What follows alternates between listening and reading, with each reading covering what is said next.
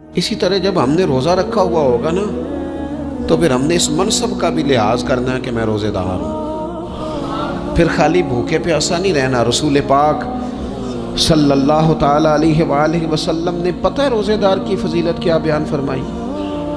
اللہ کے محبوب صلی اللہ تعالی علیہ وسلم فرماتے ہیں کہ رب فرماتا ہے ابن آدم کا ہر عمل اس کے لیے ہے، روزہ میرے لیے.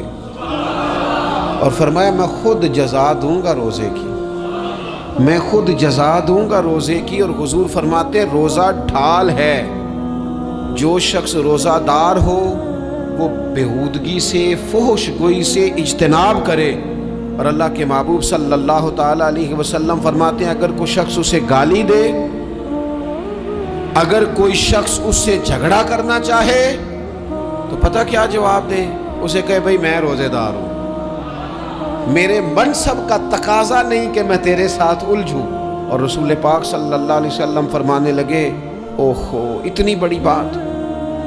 حضور فرمانے لگے یہ صحیح مسلم کے لفظ ہیں، کریم محبوب فرمانے لگے مجھے اس رب کی عزت کی قسم جس کے قبضے میں محمد عربی صلی اللہ علیہ وسلم کی جان ہے. حضور فرماتے ہیں روزہ دار کے منہ کی خوشبو اللہ تعالیٰ کے نزدیک قیامت کے دن مشک کی خوشبو سے بھی زیادہ بکت والی ہوگی. اس کے منہ سے جو خوشبو آتی ہے قیامت میں مشک پیچھے رہ جائے گا. اور رب کی بارگاہ میں صرف روزہ دار کے منہ سے، اگر تیرے منہ کی خوشبو رب کو اتنی پسند ہے تو تجھے بھی تو اپنے منصب کا خیال ہونا چاہیے کہ میں نے روزہ رکھا ہوا ہے، میں روزہ دار ہوں. اور میرے نبی پاک علیہ السلام کے یہ دو لفظ ہیں نا، وہ صوفیاء ہیں نا، اللہ کے نیک بندے جو ساری زندگی تڑپتے رہے کہ کبھی اے حقیقت منتظر نظر آنا لباس مجاز میں، کبھی مالک ایک دفعہ کبھی تیرا جلوہ ملے، کبھی اے حقیقت منتظر نظر آنا لباس مجاز میں. لاکھوں سجدے تڑپ رہے ہیں میری جبین نیاز میں. اور جو ساری زندگی کہتے رہے کہ ہم تو عمر دراز مانگ کے لائے تھے 4 دن، 2 آرزو میں کٹ گئے، 2 انتظار میں، کہ دیکھو انہیں انعام ملنے لگا. جو اس کی راہ کے سوالی تھے، جو اس کے رستے کے مسافر تھے، جو اسے پانا چاہتے تھے، جو اس کی دید کرنا چاہتے تھے، جو اسے ملنا چاہتے تھے، میرے رسول پاک علیہ السلام نے فرمایا روزہ دار کو 2 خوشیاں ملیں گی. ایک خوشی اس وقت ملتی ہے جب وہ افطار کرتا ہے، اور فرمایا ایک خوشی اس وقت ملے گی جب وہ اپنے رب سے ملاقات کرے گا، جب وہ اس سے ملے گا تو اس وقت روزہ دار کو خوشی ہوگی. میرے دوستو خوشی تو جو ہوگی سو ہوگی، لیکن یہ لفظ بڑے حسین نہیں کہ روزہ دار کی رب سے ملاقات ہوگی. یہی لفظ بڑے باکمال نہیں. ایک روایت میں تو یہ ہے نا کہ روزہ میرے لیے ہے میں اس کی جزا دوں گا، اور ایک روایت میں یہ ہے کہ روزہ میرے لیے ہے اور رب فرماتا ہے میں خود روزے کی جزا ہوں. یعنی باقی نیکیوں پر ثواب ملے گا، روزہ رکھنے والے کو رب رحمان ملے گا. نبی اکرم صلی اللہ تعالی علیہ وسلم کے امت کے صوفیاء نے نا کچھ چیزوں کو بڑا کھولا ہے. عارف رومی کہتے ہیں کہ ایک دن نا محمود غزنوی نے خزانوں کے دروازے کھول دیے اور فرمایا بھئی میں نے آج ہر چیز کھول دی ہے، جو جس چیز پہ ہاتھ رکھے گا وہ اسی کی ہو جائے گی. لوگ دوڑے، کوئی سونے کی طرف، کوئی چاندی کی طرف، کوئی جائیدادوں کی طرف، کوئی خزانے کی کنجیوں کی طرف، کوئی بڑے بہترین گھوڑے اور اونٹوں کی طرف. لوگ دوڑ گئے، جو جس پہ ہاتھ رکھے گا اسی کا. سب بھاگ گئے. ایاز بیٹھا ہے، نہ وہ حسن میں رہی شوخیاں، نہ وہ عشق میں رہی گرمیاں، نہ وہ غزنوی میں تڑپ رہی، نہ وہ خم ہے زلف ایاز میں. وہ لذتیں کہاں؟ ایاز چپ کر کے بیٹھا ہے. پھر محمود نے ایاز کی طرف مخاطب کر کے کہا ایاز اٹھنا نہیں، آج لوٹ سیل لگ گئی ہے، جو جس چیز پہ ہاتھ رکھے گا اسی کی. ایاز کہنے لگا بات پکی ہے نا؟ تو محمود خوش تھے، موڈ بڑا اچھا تھا، کہا بالکل پکی ہے. تو ایاز کہنے لگے چلو ٹھیک ہے. ایاز اٹھے، پیچھے سے جا کے نا تو محمود کے کندھے پہ ہاتھ رکھ دیا. محمود کے کندھے پہ ہاتھ رکھا. محمود کہنے لگے یہ کیا بات کا, آپ سے میں نے پوچھا تھا, بات پکی ہے, جو جس پہ ہاتھ رکھے گا اسی کا نا. تو تھوڑی دیر پہلے مسکراتے چہروں میں آنسو آ گئے. ایاز بھی روئے تو محمود بھی روئے.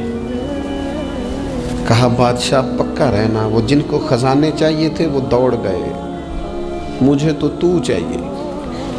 لنگ کئی مہینے تے برس گئے تے تیری دید نو دیدے ترس گئے, تیری تو ملے گا. تو پھر کہا محمود نے, اس نے کہا میں وعدہ کر چکا تھا, بس ٹھیک ہے, باقیوں کے خزانے اور میں تیرا. طے ہو گئی. فرمایا باقی نیکیوں پر ثواب ملے گا, اور روزہ رکھنے والے کو رب رحمان ملے گا, اللہ کا قرب ملے گا. دیکھو نا, وہ خاص انسان کو کیفیت حاصل ہوتی ہے روزے میں, رب کے ہونے کا یقین. وہ جو صوفیاء کہتے ہیں نا مراقبہ کرو, وہ نصیب ہوتا ہے. یعنی کسی کو کیا پتہ ہے اس کا روزہ ہے کہ نہیں, اکیلا ہے نا گھر میں, فریزر بھرا ہوا ہے, نہیں نہ کھاتا. کیوں؟ اسے پتہ ہے میرا رب میرے ساتھ ہے, میرا رب مجھے دیکھ رہا ہے. بس یہ تصور توحید پکا ہو جاتا ہے رمضان. تو پھر اللہ تبارک و تعالیٰ کی بھی خاص رحمت اور کوئی خاص ہی اعزاز. حضور فرماتے ہیں جنت کے کئی دروازے ہیں, ایک باب الریان ہے, اس سے صرف روزہ دار گزریں گے. آواز ہوگا روزے والے آ جاؤ, وہ آ جائیں گے. فرمایا اس خاص دروازے سے گزرو, جب گزر جائیں گے تو فرمایا بند کر دو بھائی, اور کوئی نہیں گزرے گا یہاں سے. دروازہ ہی مخصوص ہے, ان کا اعزاز ہی ذرا زیادہ ہے. تو میرے عزیز, رمضان شریف کے اندر وہ منصب کا بس خیال رکھیں کہ میں روزہ دار ہوں, اس احتیاط کے ساتھ. اور دوسری جو رمضان کی چند عبادات ہیں نا, سب سے پہلی تو میں عرض کروں گا تراویح کے حوالے سے. یہ بات یاد رکھ لیں کہ نبی پاک علیہ الصلوۃ والسلام نے فرمایا جس نے ایمان اور احتساب کی نیت کے ساتھ رمضان میں قیام کیا, اللہ اس کے پچھلے سارے گناہوں کو معاف فرما دے گا. اور ایک مقام پر نبی پاک صلی اللہ تعالیٰ علیہ وسلم نے بیان کیا, یہ مشکات میں موجود ہے. حضور فرماتے ہیں رمضان اور قرآن دونوں قیامت کے دن بندے کی شفاعت کریں گے. رمضان کہے گا یا اللہ میں نے اسے دن بھر کھانا کھانے سے باز رکھا, اور تیری بارگاہ کے حکم کے مطابق اس نے اپنے آپ کو ان چیزوں سے بچا کے رکھا. اور قرآن کہے گا مالک رات میں نے اسے نیند سے روکے رکھا. کیا مطلب؟ اس نے کھڑے ہو کے عبادت کی. اگرچہ اس سے مراد شارحین حدیث نے تراویح بھی لیا ہے, تہجد کی نماز بھی لیا ہے, صلاۃ اللیل بھی لی ہے, لیکن میرے عزیز یہ خاص ربط ہے قرآن مجید کے ساتھ تراویح کا. مسنون ہے رمضان کی راتوں میں قرآن مجید اور تراویح کا پڑھنا. اگر تھوڑی سی نا طبیعت میں صرف تبدیلی پیدا کی جائے, میں نے دیکھا ہے کہ جو لوگ کہتے ہیں نا میرا وقت بڑا قیمتی ہے, بڑی ساری جگہوں پہ آپ کو بیٹھنا پڑتا ہے, بیٹھیں آپ 2 گھنٹے بیٹھیں, 3 گھنٹے بیٹھیں. میں نے دیکھا ہے لوگ جاتے ہیں کسی دفتر میں تو رات کو ہی چلے جاتے ہیں اس علاقے میں, کھڑے ہیں, پاسپورٹ کے دفتر کھڑے ہیں, شناختی کارڈ کے دفتر کھڑے ہیں, امیگریشن کی لائنوں میں کھڑے.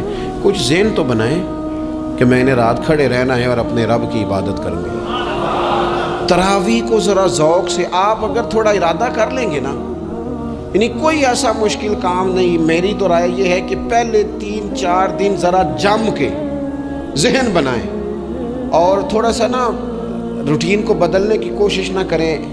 جس امام صاحب کے پیچھے تراویح شروع کریں, کوشش کریں ساری وہیں پڑھیں. روٹین بدلنے سے بھی سستی آتی ہے. ایک دن یہاں گئے, 2 دن وہاں گئے, تو یہ روٹین بدلنے سے بھی بعض اوقات سستی آتی ہے. کوشش کریں ایک جگہ پہ قرآن شریف سننا شروع کریں اور پھر پورا قرآن مجید وہیں پہ سنیں, اور تھوڑا ذہن بنائیں. میں نے دیکھا ہے ہمارے استاد صاحب اس طرح کیا کرتے تھے کہ بہت تھوڑا کھانا افطاری کے وقت, تھوڑا, اور ان سے کہا جاتا آپ بزرگ آدمی ہیں, اتنا کم کھانا کیسے نظام چلے گا؟ تو فرماتے تھے میں 1 چپاتی اور آدھی چپاتی کھا لوں گا, لیکن تراویح کے بعد. اب اگر زیادہ کھانا کھاؤں گا تو طبیعت میں سستی آئے گی, میرے لیے کھڑا ہونا مشکل ہو جائے. سادہ سا کھانے کے ساتھ افطاری کی جائے گی. اور تراویح کے لیے اپنے آپ کو ذہنی کہاں ٹائم ملتا ہے سارا سال قرآن پڑھنے سننے کا, یہ تو اللہ نے موقع عطا فرمایا ہے. تو تھوڑا سا اگر دلچسپی پیدا کی جائے, بڑا سونا قرآن مجید پڑھا جاتا ہے مساجد میں, بچے بڑی بڑی خوبصورتی سے. تو اللہ کا شکر ہے جگہ جگہ پہ. اور مساجد کے علاوہ بھی میں نے دیکھا ہے, ہم سے لوگ مطالبہ کرتے ہیں کہ ہماری فیکٹری میں رات کو بھی کام ہوتا ہے, اتنے سارے ورکر ہیں تو بچہ کوئی مل جائے قرآن شریف سنائے, فلانی جگہ بھی اتنے لوگ ہیں تو اگر موقع مل جائے. تو اگر تھوڑا ذہن بنایا جائے, شوق پیدا کیا جائے تو اللہ تعالیٰ فضل فرماتا ہے, انسان کو طاقت ملتی ہے کھڑے رہنے کی.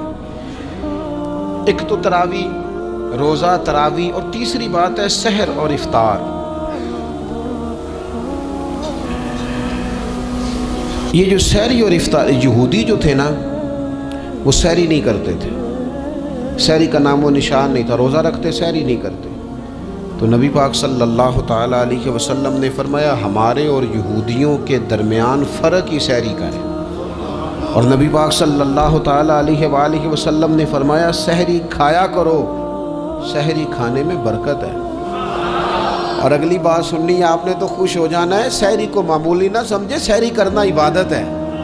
ہاں آپ مت سمجھیں کہ میں روٹی کھا رہا ہوں, یہ تو میرے سامنے دہی رکھا ہوا ہے, یہ تو سالن رکھا ہوا ہے, یہ تو اچار رکھا ہے, تو چپاتیاں رکھی ہیں.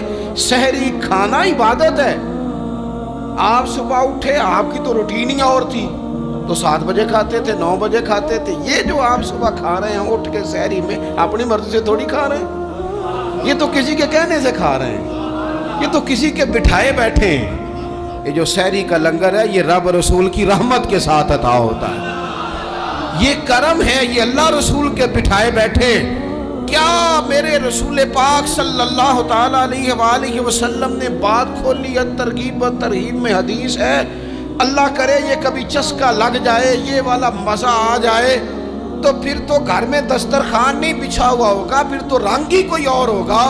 حضور فرماتے اللہ تعالیٰ اور اس کے فرشتے سحری کھانے والوں پر رحمتوں کا نزول فرماتے ہیں.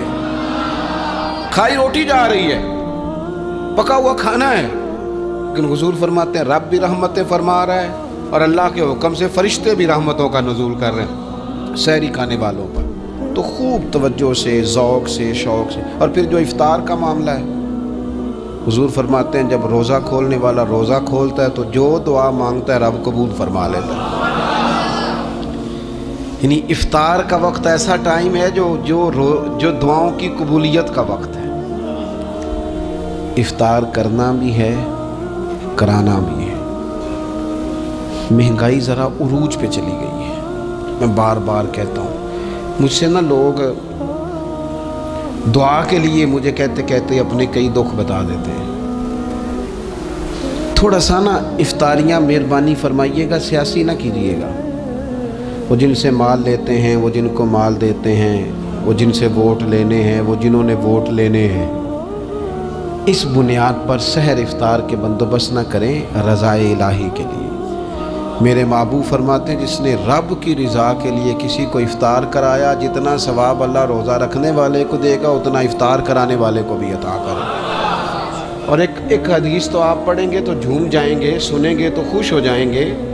المعجم الکبیر میں موجود ہے. نبی پاک علیہ السلام فرماتے ہیں جس نے حلال کھانے اور حلال پانی سے کسی کا روزہ افطار کرایا نا, ذرا دیکھنا غریبوں کے گھروں کو جھانکنا, ذرا اپنے عزیزوں میں ایک نظر دوڑا لینا, ذرا رمضان کی نیت کر کے رمضان سے پہلے ہی غرباء تک راشن پہنچا دینا, ان کی فکر دور ہو جائے. وہ پہلی شام ہی اپنے بچوں کے ساتھ آسودہ حال ہو کے بیٹھے. دیکھ لینا یہ نہ ہو کہ ایک بھائی کھول کے کھا رہا ہو اور دوسرے کے بچے منتظر ہوں کہ آج سحر افطار میں کیا کرنا ہے. اپنے گلی محلے میں دیکھ لینا. ہم اس رسول کے ماننے والے ہیں جنہوں نے فرمایا میں اسے مومن ہی نہیں جانتا جو پیٹ بھر کے کھائے اور اس کا ہمسایہ بھوکا رہ جائے. تھوڑا سا اپنے ارد رہ. اللہ کے پیارے رسول صلی اللہ تعالیٰ علیہ وسلم نے فرمایا جس نے حلال پانی سے, حلال روٹی سے کسی کا روزہ افطار کرایا تو فرمایا فرشتے اس بندے کے لیے رمضان کے دنوں میں, رمضان کی گھڑیوں میں دعا کرتے ہیں, اور جناب جبریل امین اس کے لیے شب قدر کی رات دعا کرتے ہیں. حضرت جبریل شب قدر میں دعا کریں گے خاص رات, یا اللہ اس بندے پر فضل فرما, اس نے تو غریب آدمی کو افطار کرا. یہ ایک عبادت ہے, اس عبادت کا خیال کریں. پھر اعتکاف آئے گا, رمضان کے آخری 10 دنوں کا اعتکاف. اسلام میں رحمانیت نہیں ہے، لیکن کبھی کبھی سب سے کٹ کے اپنے رب کے ساتھ جڑ جانا، کچھ رات کی عبادتیں، کچھ تنہائی کے اذکار، کچھ درود و سلام کا ذوق، یہ ان ساری خوبصورتیوں میں سے ایک خوبصورتی اعتکاف بھی ہے۔ اللہ کے پیارے رسول علیہ الصلوۃ والسلام ہمیشہ اعتکاف کرتے ہیں، اور حضرت عطا بن رباح رضی اللہ تعالیٰ عنہ کیسی خوبصورت بات ارشاد فرماتے ہیں، معتکف تو اس آدمی کی طرح ہے جیسے کسی بندے کو کسی کے ساتھ کوئی کام پڑ جائے نا تو وہ جا کے اس کے دروازے پر بیٹھ جاتا ہے کہ جب تک میرا کام ہوگا نہیں میں جاؤں گا نہیں۔ فرماتے ہیں یہ اعتکاف والا بھی آ کے رب کریم کے گھر بیٹھ گیا ہے کہ جب تک تو معاف نہیں کرے گا میں جاؤں گا نہیں، جب تک تو بخشش نہیں کرے گا میں اس دروازے سے ہٹوں گا نہیں۔ حضرت ابن عباس رضی اللہ تعالیٰ عنہ نبی پاک علیہ السلام کے روضہ انور کی طرف اشارہ کر کے کہا کرتے تھے زیادہ دیر نہیں ہوئی، اشارہ کر کے کہتے تھے زیادہ دیر نہیں ہوئی، اس روضہ مبارک میں آرام فرما۔ رسول رحمت علیہ السلام سے میں نے اپنے کانوں سے سنا ہے، اور جب یہ بات ارشاد فرماتے تھے تو روتے بھی تھے۔ فرماتے ہیں میں نے خود نبی پاک علیہ السلام سے سنا ہے کہ جو شخص اللہ تعالیٰ کی رضا کے لیے ایک دن کا بھی اعتکاف کرے گا نا، اللہ تبارک و تعالیٰ اس کے اور جہنم کے درمیان 3 خندقوں کی آڑ بنا دے گا، اور فرمایا ان کی مسافت زمین و آسمان سے بھی زیادہ ہوگی۔ یہ 3 خندقیں اتنی بڑی جن کی چوڑائی زمین آسمان سے بھی زیادہ ہوگی، ایک دن اعتکاف کر لے تو اللہ اس بندے کو دوزخ سے اتنا دور فرما دے گا۔ بہت سارے لوگ ہیں جن کو بڑا ٹائم ملتا ہے چھٹیاں گزارنے کے لیے، کبھی کسی سیاحتی مقام پر، کبھی کسی سیاحتی مقام پر، خرچہ بھی مل جاتا ہے، کام بھی ہو جاتا ہے، سارے سلسلے بن جاتے ہیں، بڑی بڑی جگہوں پہ لوگ جا کے ٹائم گزارتے ہیں۔ تو ایسا نہ ہو کہ 10 دن اللہ کے گھر میں بھی گزارے جائیں۔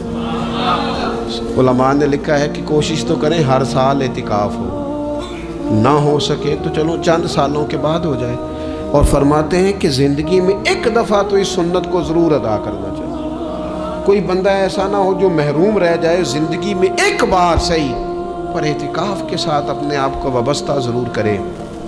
رمضان المبارک کے اندر آخری عشرہ شب قدر کی تلاش کا عشرہ ہے۔ اللہ کے پیارے رسول صلی اللہ تعالیٰ علیہ وسلم ان 10 دنوں میں خود بھی عبادت کرتے تھے اور گھر والوں کو بھی جگایا کرتے تھے، اور اپنے اہل خانہ کو تاکید فرماتے تھے کہ اٹھو اٹھو، آگے بڑھو، یہ آرام کرنے کے دن نہیں ہے۔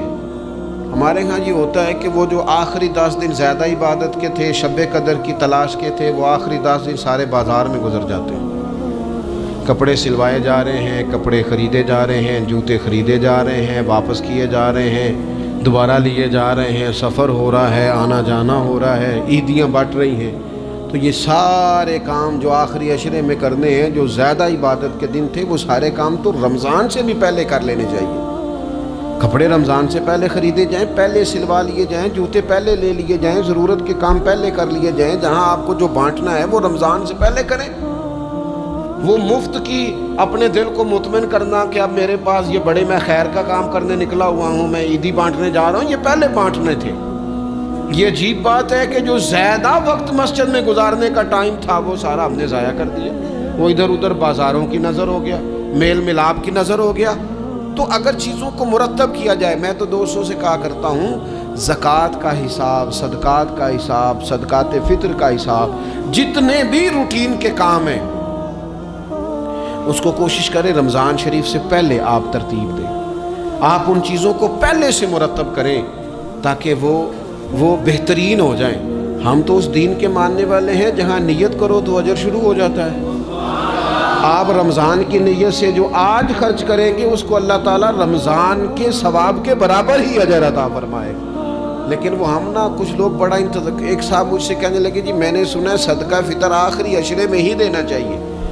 میں نے کہا آپ کا پروگرام تب دینے کا، اس لیے آپ نے یہ گاڑا کر کے سن لیا، ذرا اس کو آپ نے زیادہ غور سے سن لیا ہے۔ آپ جب ضرورت محسوس کریں، جب آپ سمجھیں کہ کسی کو ضرورت ہے، ضرورت کے وقت کوئی چیز کام نہ آئی تو پھر کب جا کے کام آئی۔ تو میری آپ سے یہ اپیل رہے گی کہ پہلے سے چیزوں کو مرتب کریں، معاملات کو پہلے سے طے کریں۔ وہ لوگ بڑے اچھے ہوتے ہیں جو وقت پر منصوبہ بندی کرتے ہیں، جو چیزوں کو ٹائم پہ مرتب کرتے ہیں۔ فرمایا رمضان کا وہ مقدس مہینہ ہے جس میں اللہ نے قرآن نازل فرمایا ہے۔ اس ماہ نور، ماہ سرور کا نام نامی اللہ تعالیٰ نے قرآن مجید کے اندر ذکر فرمایا۔ حضرت سلمان فارسی رضی اللہ تعالیٰ عنہ ارشاد فرماتے ہیں کہ شعبان المعظم کا آخری دن تھا، اگلے دن رمضان شروع ہونے والا تھا کہ رسول پاک علیہ السلام نے ہمیں رمضان کی فضیلت پر خطبہ ارشاد فرمایا۔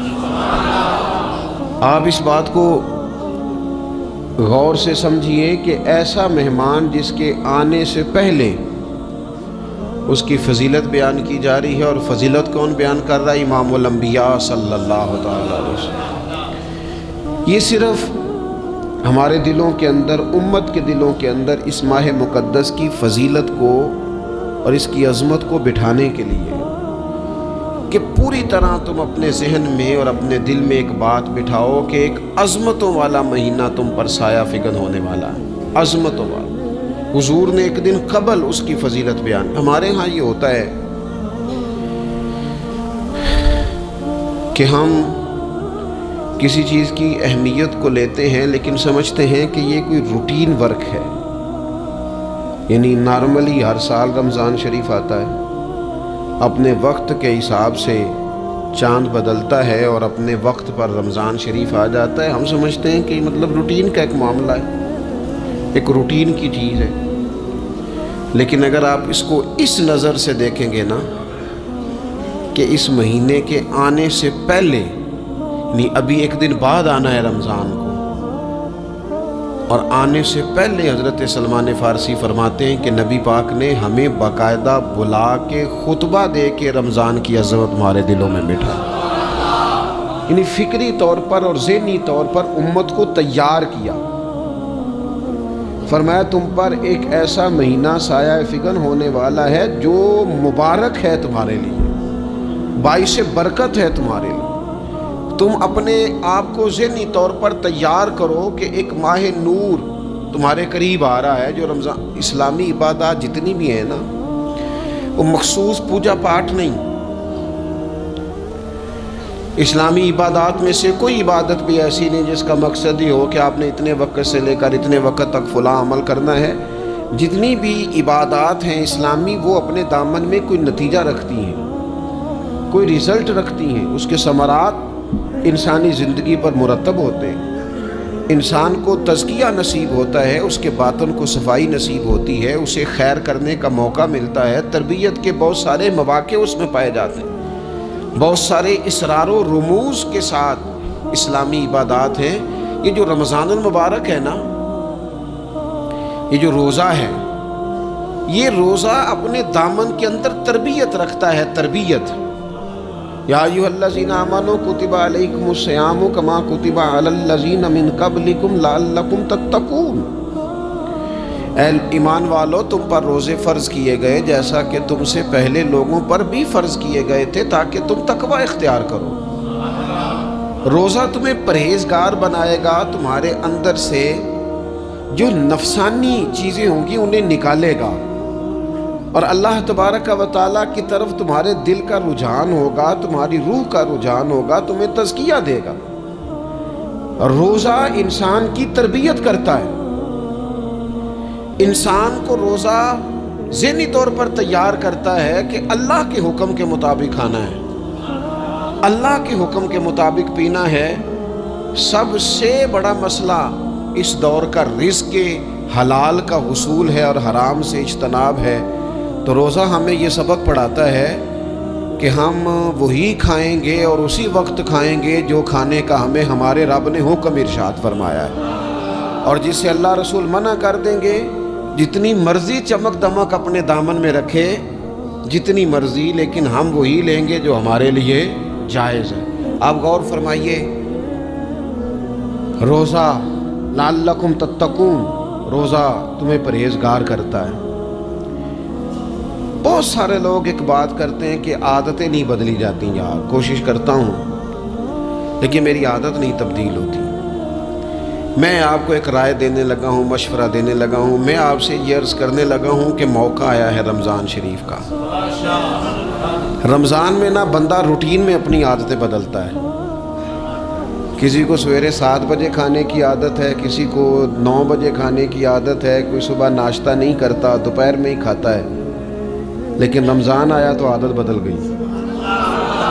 7 بجے والا بھی نہیں کھا رہا، 9 بجے والا بھی نہیں کھا رہا، دوپہر والا بھی نہیں کھا رہا، سارے سحری میں کھا رہے ہیں. عادت بدل گئی، بالکل طبیعت بدل گئی، روٹین چینج ہو گئی. کوئی اٹھ رہا تھا صبح فجر میں، اللہ کی توفیق سے اللہ تعالیٰ معاف فرمائے تو کچھ ایسے بھی تھے جو 9-10 بجے اٹھ رہے تھے، کچھ الحمدللہ فجر پڑھ کے چلو کسی وجہ سے پھر سو گئے، 10-11 بجے اٹھ رہے تھے، روٹین بدلی ہوئی تھی. رمضان آیا تو بدل گئی، سارے سحری میں اٹھ رہے ہیں. تہجد کے وقت سب کی آنکھ کھول رہی ہے، بالکل روٹین بدل گئی، حالات بدل گئے، معاملات تبدیل ہو گئے، اوقات تبدیل ہو گئے، دفاتر کے ٹائم تبدیل ہوئے، اسکولوں کے نظام تبدیل ہوئے، مدارس کے اوقات تبدیل ہوئے، ہر چیز کے اندر تبدیلی آئی. معنی کیا ہے کہ اللہ نے تمہیں موقع دیا ہے کہ عادتیں بدلی جا سکتی ہیں، اپنے آپ کو تبدیل کیا جا سکتا ہے، لائف سٹائل کو چینج کیا جا سکتا ہے. یہ موقع آیا ہے. 1 مہینہ ہے پورا، 2-3 دن 4 دن آپ کی روٹین بگڑ جائے نا سونے کی، یعنی روٹین سے ہٹ کے آپ سونا جاگنا شروع کر دیں تو پھر وہی روٹین بن جاتی ہے. پھر اسی ترتیب سے انسان سارے کام کرتا ہے. تو رمضان میں روٹین چینج ہوگی، سارے تہجد میں اور سحری میں اٹھیں گے. تو اللہ کرے نا یہ روٹین قائم رہے. رمضان میں تو اٹھتے تھے سحری کرنے کے لیے، تو اللہ کرے روٹین بن جائے اور سارا سال اٹھیں تہجد کی نماز ادا کرنے کے لیے. اللہ کرے روٹین بن جائے، چیزیں تبدیل ہو جائیں. وہ لوگ جن کو ڈاکٹر کہہ رہے تھے کہ دوائی بھی کھانی ہے اور پرہیز بھی کرنا ہے، تو وہ کہہ رہے تھے جی دوائی کھانا تو آسان ہے، پرہیز کرنا مشکل ہے. تو بدلنے لگی ہے نا روٹین، آ گیا نا رمضان، پرہیز کا ٹائم شروع ہو گیا. لہذا بہترین فائدہ یہ ہوگا کہ رمضان میں پرہیز ہوگی. ڈائٹ پلان بالکل بنایا جا سکتا ہے، اس میں چیزوں کو بالکل مرتب کیا جا سکتا ہے. تو رمضان شریف کے آنے سے پہلے ذہنی طور پر اپنی عادات کی تبدیلی کا پروگرام بنائیں. عادتیں بدل جایا کرتی ہیں. رسول کریم دنیا میں آئے وَيُزَكِّيكُمْ، حضور تزکیہ کرنے تو آئے ہیں، عادتیں بدلنے تو تشریف لائے ہیں. نبی پاک نے صفائی ستھرائی کر دی، ساری ناپاک چیزوں کو نکال دیا.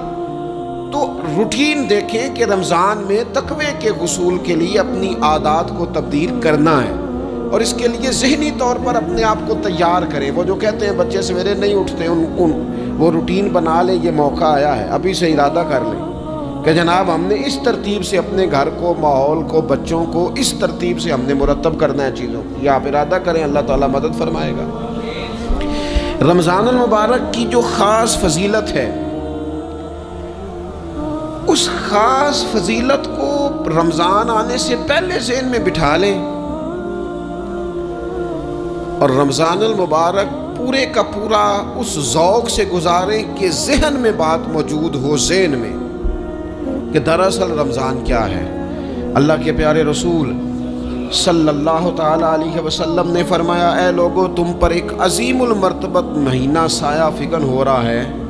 حضور فرماتے ہیں شہر مبارک، فرمایا یہ بڑا برکت والا مہینہ ہے، یہ برکتیں لے کے آیا ہے، یہ رحمتیں لے کے آیا ہے، یہ اپنے ساتھ عنایات لے کے آیا.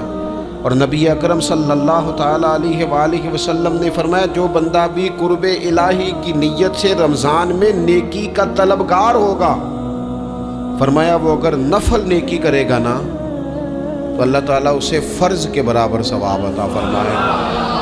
اور حضور علیہ الصلوۃ والسلام فرماتے ہیں جو اس مہینے میں ایک فرض ادا کرے گا اللہ 70 فرضوں کے برابر اجر عطا کرے گا. اپنے ذہن میں ایک بات بٹھائی جائے، ذہن میں یہ بات بٹھائی جائے کہ یہ نا برکت والا مہینہ ہے، اس میں میرا ثواب بڑا ضربوں کے ساتھ آگے بڑھے گا. ایک ذہن بنایا جائے اور پھر ثواب اکٹھا کرنا شروع کر دیا جائے. پھر وہ ترتیب بنا لی جائے، کاروباری نہیں، روحانی ترتیب، کاروباری نہیں. یعنی نئے سے نئے سٹال نہ تیار کیے جائیں، مہنگائی کیسے کرنی ہے، اور کس طرح کر کے کن چیزوں کی آج کل مانگ ہوگی، کس ترتیب سے سودا پہلے ہی خریدنا ہے، مہنگا کیسے کرنا ہے، اللہ معاف کرے مصنوعی قلت کیسے پیدا کرنی ہے، کمائی کیسے کرنی ہے۔ رمضان کے اندر جناب لوگ ساری ترتیب لگا کے ساری، میرے ایک دوست ہیں میڈیکل کے شعبے سے وابستہ ہیں، تو مجھے کہنے لگے کہ ڈاکٹر بھی اپنی روٹین بدلتے ہیں اور معدے والی ساری دوائیاں بھی اکٹھی کر لیتے ہیں کیونکہ رمضان آنے والا ہے، یہ زیادہ لوگ استعمال کریں گے۔ تو وہ ماحول نہ پیدا کریں کہ ہر چیز دنیا داری ہو جائے، ہر چیز دنیا داری نہیں، ہر چیز کو ایک نیا روپ دے دیا جائے اور نیا سے نیا مال کمانے کا سلیقہ بنایا جائے۔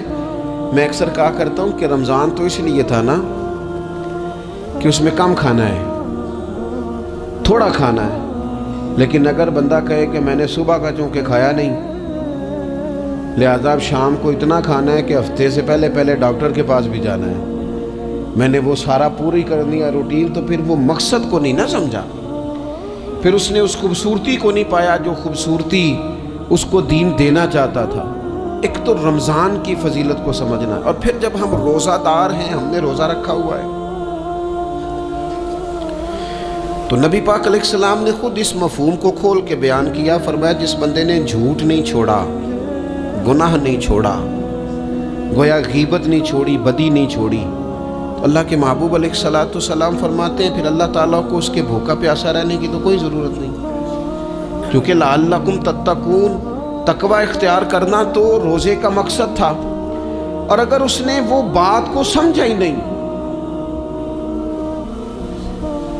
استاد کے لیے صرف استاد ہو جانا ہی ضروری نہیں، اس کو پھر اپنے منصب کا لحاظ کرنا بھی ضروری ہے کہ میں استاد ہوں۔ والد کا صرف والد ہو جانا ہی کمال نہیں، اس کو پھر اس منصب کے تقاضوں کو بھی سمجھنا چاہیے کہ اب میں ایک باپ ہوں، اب میں روٹین میں وہ آزاد نہیں ہوں کہ جہاں میرا جی چاہے گا جاؤں گا، جہاں میری طبیعت چاہے گی میں کھاؤں گا، جہاں میرا دل کرے گا میں وہ کام کروں گا۔ اب آپ سرپرست ہیں، سربراہ ہیں، انسان دیکھیں نا، ایک شخص ہے وہ عالم ہے، علم پڑھ لینا صرف کمال نہیں، وہ اپنے منصب کو بھی تو سمجھے نا، اس منصب کے وقار کو، اس کے لحاظ کو بھی تو سمجھے نا۔ ایک آدمی اگر عمر رسیدہ ہے، بڑا ہے، بزرگ ہے، اور وہ چاہتا ہے کہ میری بزرگی کی وجہ سے میرا اکرام کیا جائے، تو اسے اپنے منصب کا بھی لحاظ کرنا پڑے گا۔ اس کو حضرت سعدی فرمایا کرتے تھے میں نے 18 سال کے بزرگ دیکھے اور میں نے 75 سال کے بچے دیکھے۔ حضور کیا مطلب؟ فرمانے لگے عمر ہو گئی لیکن اپنے منصب کا خیال نہ کیا، عادات بچوں والی رہی، اور فرماتے میں نے ایسے لوگ دیکھے جن کو شروع وقت میں ہی اللہ والوں کی صحبت نصیب آئی، تو وہ جو بزرگی ہے وہ پھر عمر کی وجہ سے نہیں ملی، وہ اللہ نے علم اور عمل کی وجہ سے عطا فرمائی۔